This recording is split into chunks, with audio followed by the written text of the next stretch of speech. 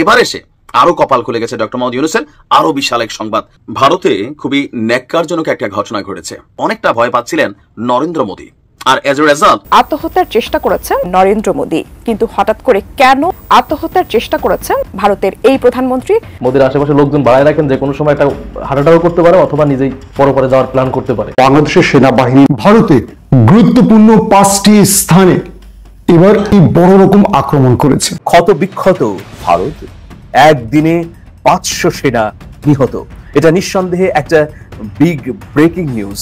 ভারতের কলিজায় আঘাত করলেন ডক্টর মোহাম্মদ ইউনূস। কিছুতেই সুযোগ মিস করবেন না ডক্টর ইউনূস। সরকারের সিদ্ধান্ত ফাইনাল যে এই সুযোগ আর মিস করা যাবে না। সময়ের সুফল পাচ্ছে বাংলাদেশ, সময়ের সুফল পাচ্ছে বাংলাদেশের জনগণ। বাংলাদেশ সরকার ব্যাটে বলে মিলে যাচ্ছে, জনগণ খুশি উদযাপন করছে। ভাব চলে আসছে মানে একটা ভিলেন, কারণ ঘটনা তো ঘটাই দিছে। এই প্রথমবারের মতন এত বড় সফলতা। লেটস সেলিব্রেট ঈদ মোবারক। দর্শক, ডক্টর মোহাম্মদ ইউনূস একদম জায়গা মতো এবার স্বীকার করেছে যুদ্ধের দাবামা কি বেঁচে গেল ভারতের সাথে বাংলাদেশের। এইমাত্র মানবজমিন পত্রিকায় যে ব্রেকিং নিউজটি আছে সেই ব্রেকিং নিউজটি আপনাদের সামনে তুলে ধরছি। একই বাক্সে ভোট নেওয়ার জন্য তোড়জোড় চালিয়ে যাচ্ছেন বাংলাদেশের রাজনৈতিক অঙ্গনে আলোচিত রাজনৈতিক দল জামাতে ইসলাম, ইসলামী আন্দোলন এবং ইসলামী আন্দোলন সহ বাংলাদেশের আরো কিছু সিংহভাগ বড় বড় ইসলামিক রাজনৈতিক দলগুলো। সালাউদ্দিন, আপনি 2 টাকা দামে বালের লিডার ছিলেন কক্সবাজারের। আপনি জিয়া ফ্যামিলির কারে বিয়ে করছেন, যেভাবে আমি কুত্তার বাচ্চারা হাসিনার পরিবারের কেউ দেখলেই তারে পীর বানায় দিত। আপনিও পীর হইছেন এখন। দর্শক, ভারতের অধীনস্থ জম্মু কাশ্মীরের একটি টুরিস্ট স্পটে যে জায়গাটির নাম পহেলগাঁও, প্রিয় দর্শক, সেখানে কিন্তু একটি ঘটনা ঘটে গিয়েছে, যেটি সম্পর্কে আপনারা সকলেই জানেন। প্রিয় দর্শক, প্রায় 26 থেকে 30 জন মানুষকে হত্যা করা হয়েছে এবং যাদের মধ্যে বেশিরভাগই ছিল হিন্দু। প্রিয় দর্শক, এই ঘটনাটাকে কেন্দ্র করে ভারতীয় গণমাধ্যম সহ ভারতীয় উচ্চ মহল থেকে বলা হচ্ছে এটি পূর্ব পরিকল্পিত এবং এটি পাকিস্তানেরই কাজ। প্রিয় দর্শক, এখন আপনাদের উদ্দেশ্যে প্রশ্ন থাকবে, আসলে আপনারা এই ঘটনাটাকে বিবেচনা করে কি মনে করছেন? এটা আসলে পাকিস্তানেরই কাজ, নাকি নরেন্দ্র মোদী নিজেদের রাজনৈতিক ফায়দা লোটার জন্য এই ঘটনাটি ঘটিয়েছে? প্রিয় দর্শক, আমরা কিন্তু লক্ষ্য করলে দেখতে পারি ভারতের মধ্যে এই মুহূর্তে বিভিন্নভাবে রাজনৈতিক দ্বন্দ্ব কিন্তু মাথাচাড়া দিয়ে উঠছে। বিশেষ করে হিন্দু এবং মুসলিমদের মধ্যে বেশ কিছুদিন ধরেই কিন্তু একটি বিষয়ে দ্বন্দ্ব চলছে। প্রিয় দর্শক, অনেকেই মনে করছেন যে নরেন্দ্র মোদী এই বিষয়গুলোকে ধামাচাপা দেওয়ার জন্য এবং নিজেদেরকে অনেক উপরে তুলে রাখার জন্যই আসলে এই ঘটনাটি ঘটিয়েছে এবং এই ঘটনাটি ঘটানোর মাধ্যমে অনেকগুলো বিষয়টাই তিনি ধামাচাপা দেওয়ার চেষ্টা করেছেন। প্রিয় দর্শক, আপনিও কি এটাই মনে করছেন কিনা সেটি অবশ্যই কমেন্ট বক্সে জানিয়ে দিবেন। প্রিয় দর্শক, এরই সাথে সাথে বিএনপির নেতা রুহুল কবির রিজভী গতকাল এই সরকারকে বলেছে যে এই সরকারের আসলে কোনো ভিত্তি নেই, এই সরকার আসলে কোন আইন দ্বারা চলছে। প্রিয় দর্শক, আপনারা এখন এই মুহূর্তে এসে বিএনপির এই নেতাকে কি বলে জবাব দিবেন? আসলে এই সরকারের আসলে কি কোনো ভিত্তি রয়েছে কিনা সেটি আসলে আপনারা কিভাবে দেখছেন, বা আসলে আপনারা তাকে ঠিক কিভাবে জবাব দিতে চান সেটি আসলে কমেন্ট বক্সে জানিয়ে দিবেন। দর্শক, এর সাথে সাথে ভিডিও শুরুতে আপনাদের আরো যে ভিডিওগুলোর অংশ বিশেষ দেখিয়ে শুরু করেছিলাম সেই ভিডিওগুলোর বিস্তারিত আলোচনা দেখাবো। তবে তার আগে বলি, যারা এখনো চ্যানেলটি সাবস্ক্রাইব করেননি সকলে চ্যানেলটি সাবস্ক্রাইব করে পাশে থাকা বেল আইকনটি বাজিয়ে দিবেন। আর যারা ইতিমধ্যেই সাবস্ক্রাইব করে রেখেছেন তাদের সকলকে অসংখ্য ধন্যবাদ। তো চলুন একটি লাইক দিয়ে আমরা ধারাবাহিকভাবে সবগুলো ভিডিওর বিস্তারিত আলোচনা দেখে আসি। ভারতের পুলওয়ামার পর পেহেলগাঁওতে যে আক্রমণটি হলো, এটার জন্য ভারতের ইঙ্গিত বা গণমাধ্যমের ইঙ্গিত হলো পাকিস্তানের দিকে। তবে পাকিস্তান এখন পর্যন্ত এই ব্যাপারটি তারা ভিন্নভাবে প্রকাশ করছে। যেমন পাকিস্তানের প্রতিরক্ষা মন্ত্রী খাজা আসিফ তিনি বলেছেন এই ঘটনা পাকিস্তানের পক্ষ থেকে কোনো ইন্ধনও ছিল না, পাকিস্তান জড়িত নয়। তবে এই ঘটনায় ভারতের ভেতরে ক্ষোভে ফোঁসা বা যাদের সাথে এই নরেন্দ্র মোদী বা বিজেপি সরকার অন্যায় করছে সেই সব মানুষই কাজ করেছে। এই ঘটনায় পাকিস্তানের প্রতিরক্ষা মন্ত্রী খাজা আসিফ ইঙ্গিত করছেন ভারতের বিভিন্ন রাজ্যে যে অসন্তোষ ছড়িয়ে পড়েছে এটি তারই একটি কারণ হতে পারে। পাশাপাশি নরেন্দ্র মোদী কাশ্মীরে যে স্বায়ত্তশাসন বাতিল করে বিশেষভাবে কাশ্মীরকে দখলের যে প্রক্রিয়ায় পা দিয়েছেন এটিও সেখানকার মানুষের ক্ষোভের সৃষ্টি হয়েছে। সবকিছু মিলে এটি ভারতেরই ভেতর থেকে ভারতের জনগণ ঘটিয়েছে এমনটি ইঙ্গিত করছে পাকিস্তান। এবং সঙ্গে সঙ্গে পাকিস্তানের এই বক্তব্যে এমনও বলা হয়েছে যে কোনোভাবে পাকিস্তান এর সাথে জড়িত না, যেগুলো ভারত বা ভারতের গণমাধ্যম প্রচার করছে এটা শাক দিয়ে মাছ ঢাকার মতো। অর্থাৎ ভারত নিজের অপরাধ অন্যকে চাপিয়ে এখান থেকে দায় নিতে চায়। আর পাকিস্তানের বিভিন্ন টেলিভিশনের রিপোর্টে যে বিশেষ প্রতিবেদনগুলো আসছে সেখানে বলা হচ্ছে নরেন্দ্র মোদী যখনই রাজনৈতিক কোনো চাপে পড়ে যান তখনই তিনি দেশের ভেতরে এভাবেই কোনো ঘটনা ঘটিয়ে রাজনৈতিক ফায়দা নিতে চান, এবং এই ঘটনা তিনি এবং পশ্চিমা দুনিয়ার একটি বিশ্বমণ্ডল রাষ্ট্রের সম্পৃক্ততা ইতিমধ্যে তাদের বক্তব্যে ফুটে উঠছে, এবং তারা বলছেন যে মিস্টার ট্রাম্প এবং নরেন্দ্র মোদী দক্ষিণ এশিয়াতে পাকিস্তান চীনকে ঘিরে কোনো বিশেষ সুবিধা নেওয়ার জন্য বা এদের উপর বিশেষ কোনো অভিযানের জন্য এই ঘটনাটি ঘটাতে পারে। ইতিমধ্যে সোশ্যাল মিডিয়াতে যারা পেহেলগাঁওতে আক্রান্ত হয়েছেন বা ঘটনা দেখেছেন তারা অনেকেই বলেছেন এটি পরিকল্পিত ঘটনা, এবং যে ঘটনাগুলো আলোচনায় আসছে, কারো ধর্ম জিজ্ঞেস করা হয়েছে, কারো কাপড় খুলে টুনটুনি দেখা হয়েছে, এই ঘটনা নিছক মিথ্যে। অর্থাৎ ভারতের সোশ্যাল মিডিয়া টেলিভিশনগুলো জোরে সোরে যে তথ্যগুলো দিচ্ছে এগুলো নিছক মিথ্যে, অর্থাৎ মুসলমানদের সন্ত্রাসী হিসেবে দেখানো। আবার এমনও বলা হচ্ছে ভারতে ওয়াকফ আইন নিয়ে মুসলমানদের যে ক্ষোভ তৈরি হয়েছে, বিক্ষোভ তৈরি হয়েছে, অনেক মুসলমানকে হত্যা করা হয়েছে, এই ঘটনাকে পাশ কাটাবার জন্য বিজেপি এই ঘটনা ঘটিয়ে থাকতে পারে। অর্থাৎ প্রত্যেকটা ইঙ্গিত এখন নরেন্দ্র মোদীর দিকে।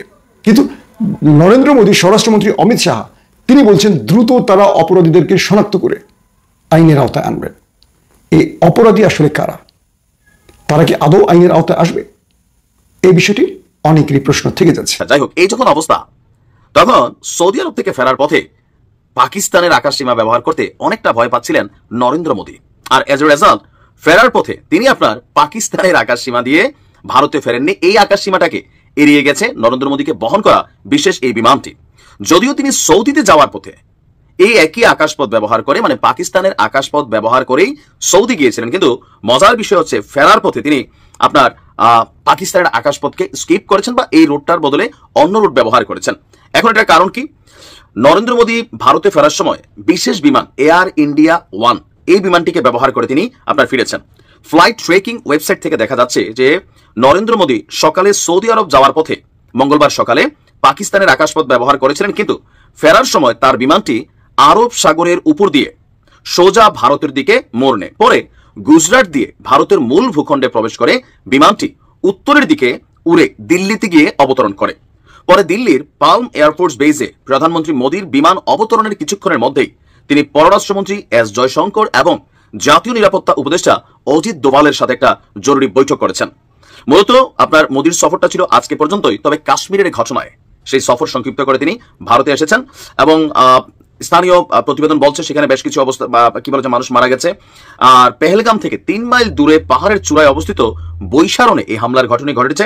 এখন পর্যন্ত কোনো গোষ্ঠী এই হামলার দায় স্বীকার করেনি। এরপর থেকেই আপনার পুরো কাশ্মীর জুড়ে বিশেষ সতর্কতা ব্যবস্থা নেওয়া হয়েছে, 144 ধারা জারি করা আছে। আর এছাড়াও এখানে বিভিন্ন গোষ্ঠীর সাথে যে কানেক্টেড ইস্যুগুলো আছে তাদের প্রতিও আপনার দিল্লি পুলিশের মাধ্যমে বিশেষ নিরাপত্তা বা এগুলো ব্যবহার করা হয়েছে, এমনকি রাষ্ট্রের গুরুত্বপূর্ণ ব্যক্তি হিসেবে মোদীর সিকিউরিটিও বাড়ানো হয়েছে। মোদী নির্ঘাত ভয় পাইছে যে এই ঘটনাগুলোর সাথে আপনি শিওর ভারতের মিডিয়াতে ঢুকলে দেখবেন যে পাকিস্তান সে আয়া এক লোগোं ने ये घटाया वो घटाया। তো জম্মু কাশ্মীরে অন্যায় নির্যাতন অনেক রকম হচ্ছে স্থানীয় লোকজনদের উপরে, এদের মধ্যে অনেকে নিজের মাটিতে কন্টিনিউ নির্যাতনের শিকার হয়ে সন্ত্রাসী হয়ে যাচ্ছে। তারপর যে কোনো সন্ত্রাসী হামলার বিরুদ্ধে আমাদের অবস্থান, যারাই ঘটনা ঘটিয়েছে ন্যাক্কারজনক এই ঘটনা। তবে অনেকে বলছেন যে নরেন্দ্র মোদী ভয়ে পাকিস্তানের আকাশসীমা দিয়ে ঢুকেন নাই, যে ওইখানে আবার কোনো ঘটনা ঘটা যায় কিনা। শুরু করি প্রথমেই যে গুড নিউজ দিয়ে। গুড নিউজগুলো কি? সেটা হচ্ছে যে IMF প্রেডিক্টেড বাংলাদেশের মুদ্রাস্ফীতি 5.2% নেমে আসবে এবং GDP উইল গ্রো বাই 6.2%। অর্থাৎ দিস ইজ গুড নিউজ। এবং কেন এটা গুড নিউজ? কারণ এই তথ্যটা চূড়ান্তভাবে accurate. Why? Because this government is not manipulating information. অর্থাৎ ভুল তথ্য দিয়ে GDP 7% গ্রোথের প্রেডিকশন দেখানো প্লাস অন্যান্য বিষয় যেগুলো সাধারণত তারা করে থাকে সেগুলা আপনার এখানে নাই। একদম রিয়েল তথ্য রিজার্ভের, রিয়েল ইকোনমিক বা ফিনান্সিয়াল আউটলুক বা প্রেডিকশনস যেগুলো একদম রিয়েল তথ্য বাংলাদেশের জন্য। Great news. 5.2% inflation, right? মানে will go down by 5.2%. It's a great news for people of Bangladesh. And also the growth is 6.2% GDP. Great news. This is a great news for Bangladesh. And why? আমি কেন এগুলাকে ভরসা করার জন্য বলবো? কারণ real information, real তথ্য। আপনি জানেন যারা খুশি করার জন্য আপনাকে কোনো তথ্য দিবে না বর্তমানে গভর্নমেন্ট, এবং দে নট। এটা আমরা প্রত্যেকটা জায়গা থেকে আমরা দেখতে পাই। আপনি খুশি হলো তারা তথ্যটা যেটা আছে সেটাই আপনাদেরকে তারা দিতে চায় বা জানাতে চায়, এটা আমরা দেখেছি। এবং আরো একটা জিনিস হলো যে আপনার যে ডক্টর মোহাম্মদ ইউনূসকে যে বিরল সম্মানে ভূষিত করেছে কাতারের রাজ পরিবার, এটা I have never seen anything like that, even though আমি আমেরিকান প্রেসিডেন্টের প্রতি তাদের এই সম্মান বা রেসপেক্ট এবং ট্রাস্ট আমি দেখি নাই। ডক্টর মোহাম্মদ ইউনূসকে যে সম্মান তারা দেখিয়েছেন আপনার এই সফরে নজিরবিহীন, তাও বাংলাদেশের মতো একটা দেশের রাষ্ট্রপ্রধান, অস্থায়ী রাষ্ট্রপ্রধানকে সম্মান যেটা দেখিয়েছে, যে ট্রাস্ট এবং ভালোবাসা দেখিয়েছে, আনবিলিভেবল লেডিস এন্ড জেন্টলম্যান। এটা আমার কাছে খুবই সম্মানের মনে হয়েছে। আমি থাম্বনেইলে দেখতে পাচ্ছেন যে রাজ পরিবারের মহিলাদের মধ্যে উনাকে বসানো হয়েছে। It is, we have never seen anything like that. I mean, if you guys have this record, show me, you know what I mean? But বাংলাদেশের মতো এটা আমেরিকান প্রেসিডেন্ট হলেও তাও তো যায়। It's okay. They have a very good relationship. They want to show the respect and kind of, a tactic. But বাংলাদেশের মতো একজন রাষ্ট্রপ্রধানকে নিজের মানুষ মনে করে তাদের মহিলাদের সামনে সবার মধ্যে বসানো, এটাকে তো আপনারা সাধারণ ফটো মনে করবেন না। এটা অর্থাৎ পর দুইবারের বেশি কেউ একজন প্রধানমন্ত্রী থাকতে পারবেন না। তার মানে দাঁড়াচ্ছে যদি দুইবারের পর একবার গ্যাপ হয়, তার পরবর্তীকালে যদি জনগণ নির্বাচন করে সেই পার্টিকে মেজরিটি পার্টি হিসাবে, সেই পার্টি যদি ডিসাইড করে, তাহলে সেই একই ব্যক্তি প্রধানমন্ত্রী হতেও পারেন। প্রথম কথা, সালাউদ্দিন, আপনার লেখাপড়া নাই রাষ্ট্রবিজ্ঞান অথবা যে কোনো একটা পলিটিক্যাল স্ট্রাকচার নিয়ে কথা বলার মতো। আপনার এনাফ লেখাপড়া বা যোগ্যতা বা অভিজ্ঞতা নাই কর্পোরেট ওয়ার্ল্ডে অথবা রাজনৈতিক বলয়ে একটা পার্টির প্ল্যানোগ্রাম কিভাবে তৈরি করতে হয়, একটা অ্যাটেগ্লাস কিভাবে তৈরি করতে হয়, এ সম্পর্কে আপনার কোনো ধারণা নাই। বাংলাদেশের কনস্টিটিউশনের উপরে স্পেসিফিক অভিজ্ঞতা আপনার নাই, লেখাপড়া নাই, আপনার দূরদর্শিতা নাই। একটা পার্টির স্ট্রাকচারকে কিভাবে করলে পার্টির ভিতরে গণতন্ত্র হয়, একটা পার্টি এফেক্টিভ হয়। আপনি 2 টাকা দামের বালের লিডার ছিলেন কক্সবাজারের, আপনি জিয়া ফ্যামিলির কারে বিয়ে করছেন, যেভাবে আমি কুত্তার বাচ্চারা হাসিনা পরিবারের কেউ দেখলেই তারে পীর বানায় দিত, আপনিও পীর হইছেন এখন। প্রথম কথা, আপনি কনস্টিটিউশন সম্পর্কে কি জানেন? আপনি গণতন্ত্র বলতে কি জানেন? টু কনজিকিউটিভ টার্ম, আপনি এটা নিয়ে কথা বলছেন? সালাউদ্দিন, একটা কথার জবাব দেন আমাকে। সুপারিশের ভিতরে আছে কোন ব্যক্তির জন্য 2 টার্মের বেশি সরকার প্রধান না হয়, মধ্যে যদি একটা টার্ম গ্যাপ যায় তাদেরকে আবার তৃতীয়বারও হইতে পারে গ্যাপ গেলে। আমি এই সুপারিশটার সাথেও একমত না। দর্শকবৃন্দ, আমি কেন একমত না, আমি আমার অবস্থানটাকে একটু ক্লিয়ার করি। বাংলাদেশের কোন রাজনৈতিক নেতা বা কর্মী হাজতে গেলে তাদেরকে টেনে হিসেবে নাজিমউদ্দিন রোড, কাশিমপুর, গাজীপুর, রাজেন্দ্রপুর বিভিন্ন হাজতে নেওয়া হয়। এখন আমাকে একটু বলেন তো, খালেদা জিয়া আর হাসিনা আর এরশাদ হাজতে গেলে তাদের জন্য স্পেশাল রাজপ্রাসাদ কেন তৈরি করতে হবে? আমাকে কথাটার একটু জবাব দেন। আপনাদের কারো কাছে কি এর জবাব আছে? একটা পার্টির কোন নেতা বা মন্ত্রী অথবা সমর্থক এরা যদি অ্যারেস্ট হয়, তারা নাজিমউদ্দিন রোডের হাজতে যাবে, তারা কাশিমপুরে যাবে, তারা কেরানীগঞ্জে যাবে, তারা রাজেন্দ্রপুরে যাবে, টাঙ্গাইল যাবে। কিন্তু খালেদা জিয়া, হাসিনা শেখ এবং অন্যান্য এরশাদ অন্যান্য লোকজনরা হাজতে গেলে তাদের জন্য রাজপ্রাসাদ তৈরি হবে কেন? আমেরিকায় যখন একজন গভর্নর হাজতে যায়, আমেরিকার একজন সিনেটর যখন হাজতে যায়, তার জন্য তো স্পেশাল কোনো হাজত তৈরি করে না। তারা ডিভিশন পাবে, যাক ডিভিশনে যাক, কিন্তু তাদের জন্য রাজপ্রাসাদ কেন তৈরি করতে হবে? তাদের জন্য রাষ্ট্রীয় অতিথি ভবনকে কেন জেল ডিক্লেয়ার করতে হবে? অর্থাৎ তারা কি ভিআইপি সিআইপি? তারা কোন চেকের বাল? তারা বাংলাদেশের প্রজাতন্ত্রের রাজনৈতিক নেতা, বা তারা যদি বলে তারা ল মেকার, তাদেরকে কেন রাজপ্রাসাদ তৈরি করে তাদের ওই হাজতে রাখা হবে? আমি এটার বিরোধিতা করি। যেখানে হাজতে যাবে খালেদা জিয়া, হাসিনা, এরশাদ বা বর্তমান প্র্যাকটিসের কেউ যদি হাজতে যায়, তারা হাজতে যাবে। তাদেরকে যদি ডিভিশন দেওয়া হয়, সো বি ইট, কিন্তু তাদের জন্য রাজপ্রাসাদ কেন তৈরি করা হবে? 1, 2, পলিটিক্যাল সায়েন্সের কোন টার্মে পড়ে না একজন ব্যক্তি 2 টার্মের বেশি প্রধানমন্ত্রী থাকবে। সালাউদ্দিন, আপনাকে আমি জিজ্ঞাসা করি, প্রথম কথা, আপনার যোগ্যতার উপরে আমার কোনো সম্মান নাই, আপনার অভিজ্ঞতার উপরে আমার কোনো সম্মান নাই, আপনি আমার প্রশ্নের জবাব দেন। ওনারা যখন বলে একজন ব্যক্তি 2 টার্মের বেশি ক্ষমতায় থাকবে না, প্রধানমন্ত্রী হতে পারবে না, বা একই সাথে প্রধানমন্ত্রী বা দলীয় প্রধান থাকতে পারবে না, আবার একই সাথে সংসদ নেত্রী হতে পারবে না, আপনারা এটার বিরোধিতা করেন। আপনারা এই কথাটাকে কেন পেঁচাচ্ছেন যে জনগণ ভোট দিয়ে তৈরি করবে? অর্থাৎ হাসিনা যেভাবে কথায় কথায় ভোট ছাড়া নিজের গায়ে ভোট চুরি করে সংসদে এসে তখন বলে যে আমরা সংসদের জনগণের ভোটে নির্বাচিত, আপনারা কি ওইভাবে নিজেদেরকে নির্বাচিত করতে চান? বিনা ভোটে লোকজনরা যেভাবে আসে, এখন আপনি বলবেন না আমরা জনগণের ভোটে নির্বাচিত হইতে চাই। এখন একটা কথা, আপনার দলে বেগম জিয়া অথবা তারেক রহমান এরা ছাড়া কি আর যোগ্য লোকজন নাই? এরা ছাড়া লেখাপড়া অভিজ্ঞ দূরদর্শী লোকজন নাই? দেখুন, বিএনপি গভর্নমেন্ট ফর্ম করুক, বিএনপি কনসিকিউটিভলি তারা যদি 10 বার গভর্নমেন্ট ফর্ম করে, এটা নিয়ে তো জনগণ বা কারো অসুবিধা নাই। করুক, বিএনপি 10 বার করুক, গভর্নমেন্ট ফর্ম করুক, জনগণ বলবে যা আমরা বিএনপি পছন্দ করি। বিএনপি আমরা গভর্নমেন্ট ফর্ম করতে দিলাম, করো বিএনপি গভর্নমেন্ট ফর্ম। বিএনপি যদি গভর্নমেন্ট 10-12 ফর্ম করে, এখানে তো কোনো অবস্ট্রাকল নাই। তাহলে বিএনপি গভর্নমেন্ট ফর্ম করলে বাধ্যবাধকতা একটা জায়গায়, শুধু তারেক রহমান আর বেগম জিয়াই যে প্রধানমন্ত্রী হবে, দলের প্রধান হবে, সংসদের নেত্রী হবে, এটা হতে দেওয়া যাবে না। কারণ কি? গণতন্ত্রের প্র্যাকটিস। বাংলাদেশের যে শিশু আজকে জন্মগ্রহণ করে, তারা যেন একদিন স্বপ্ন দেখতে পারে যে আমি বিএনপি করব, এবং আমি যদি বিএনপি করি, কোনো একদিন আমি দেশের প্রধানমন্ত্রী হব, দেশের একদিন আমি প্রেসিডেন্ট হব, দেশের আমি সংসদ নেত্রী হব। এটাই, এই স্বপ্ন দেখার অধিকার একটা শিশুর আছে, যে কোনো মানুষের আছে, যে কোনো পরিবারের আছে। সালাউদ্দিন, আপনার মতো লোকজন চাকর হতে পারে, পা চাটা গু খাওয়া ম্যাগট হতে পারে, কিন্তু আপনার সন্তানদের অধিকার থাকবে দেশের প্রধানমন্ত্রী হওয়ার। আপনার সন্তানদের অধিকার থাকবে বিএনপির দলীয় প্রধান হওয়ার, সংসদের নেত্রী হওয়ার। তাহলে আপনার মতো লোক ওখানে বলবেন আপনি চাকরের চাকরি করছেন, আপনি রাখা, আপনি তারেক জিয়া কোন আত্মীয়কে বিয়ে করছেন, তারেক সাহেবের বেগম জিয়ার কোন বোনের মেয়েকে বিয়ে করছেন, এই জন্য আপনি রাঙ্গাবুলা রয়্যাল খিতাব নিয়ে ভারত থেকে আসছেন কোয়ালিফাই হইয়া। আপনার মতো একটা সুরঙ্গখন ল্যান্ডক পড়া এস আলম গ্রুপের নব্য চেয়ারম্যান, আপনার মতো কুত্তার বাচ্চা এসব পলিসির উপরে কেমনে কথা বলে? I don't think you have enough qualification to talk about policy. Do you know how to spell policy? Do you have any idea that the subject you are talking about? I don't think so. Simple matter. একই বাক্সে vote নেওয়ার জন্য তোড়জোড় চালিয়ে যাচ্ছেন বাংলাদেশের রাজনৈতিক অঙ্গনে আলোচিত রাজনৈতিক দল জামাতে ইসলাম, ইসলামী আন্দোলন এবং ইসলামী আন্দোলন সহ বাংলাদেশের আরও কিছু সিংহভাগ বড় বড় ইসলামিক রাজনৈতিক দলগুলো।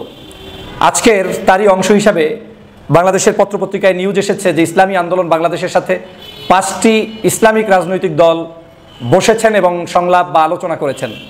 তাদের আলোচনার বিভিন্ন দিক ছিল, তার মধ্যে একটা পার্ট ছিল বাংলাদেশের আগামী নির্বাচনে যে কোনো মূল্যে একই বাক্সে যাতে তাদের ভোটগুলো পড়ে।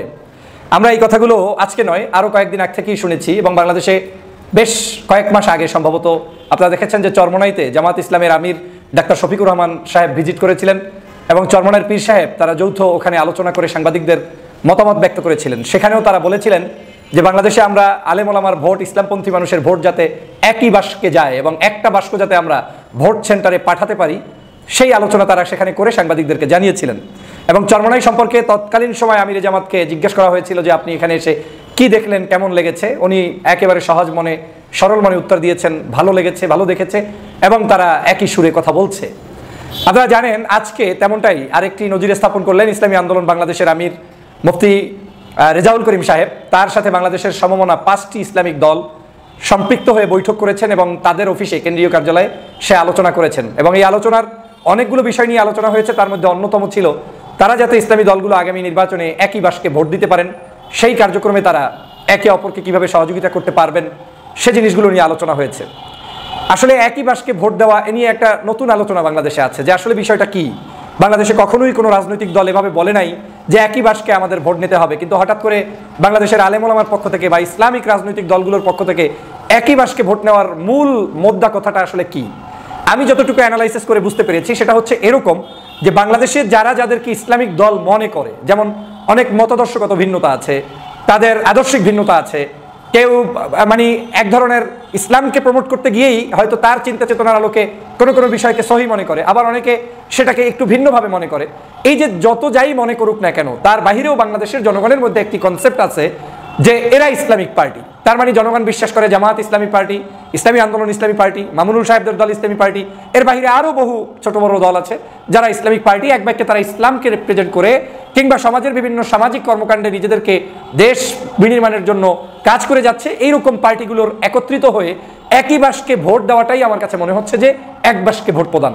তার মানে সকল মতানৈক্য যা ছিল এই ভোটের ইস্যুতে সেই মতানৈক্য থাকবে না, কিন্তু তাদের ব্যক্তিগত জীবন যেমন আছে তেমন থাকবে। জামাত জামাতের চরিত্রে চলবে, চরমোনাই চরমোনাইয়ের চরিত্রে চলবে, মামুনুল সাহেব মামুনুল সাহেবদের চরিত্রে চলবে। কিন্তু ভোটের মাঠে গিয়ে মামুনুল সাহেবকে যেখানে দাঁড়াবে সেখানে যেন জামাত ভোট দিতে পারে, চরমোনাইয়ের পীর ভোট দিতে পারে, আবার চরমোনাইয়ের পীর তার প্রার্থী যেখানে দাঁড়াবে সেখানে যেন জামাত অন্যান্য সবাই তাদেরকে ভোট দিতে পারে, আবার জামাত যেখানে দাঁড়াবে সেখানে যেন চরমোনাইয়ের পীর সহ অন্যান্য সবাই তাদেরকে ভোট দিতে পারে। এরকম একটি আসন সমঝোতা কিংবা বৃহত্তর ঐক্য বা যে কোনো মূল্যে একটা কিছু তারা করতে চায়, মানে একটা বাক্স তারা পাঠাতে চায়। মানে এমন না হয় যে কোনো সেন্টারে দাড়িপাল্লারও বাক্স আছে, অ্যাট দ্য সেম টাইম হাত পাখারও বাক্স আছে, এমনটা নয়। তা আমি যেটা বুঝতে পেরেছি সেরকম একটি ঐক্যের জন্য অব্যাহতভাবে অনবরতভাবে বিশেষ করে দুটি দলের প্রধানই কাজ করে যাচ্ছেন। একজন ডাক্তার শফিকুর রহমান জামাত ইসলামের আমির, আর একজন হচ্ছে ইসলামী আন্দোলনের আমির মুফতি আপনার রেজাউল করিম সাহেব। দর্শক, আমি আশা করছি আপনারা সকলে অত্যন্ত মনোযোগ সহকারে সবগুলো ভিডিও দেখেছেন। এমনকি দর্শক, যদি এই ভিডিওগুলো সম্পর্কে আপনাদের কোনো মতামত থেকে থাকে তাহলে তো অবশ্যই জানাবেন। দর্শক, নিউজটি শেষ করছি এখানেই, ফিরছি পরবর্তী নিউজে নতুন কোনো টপিকে। আল্লাহ হাফিজ।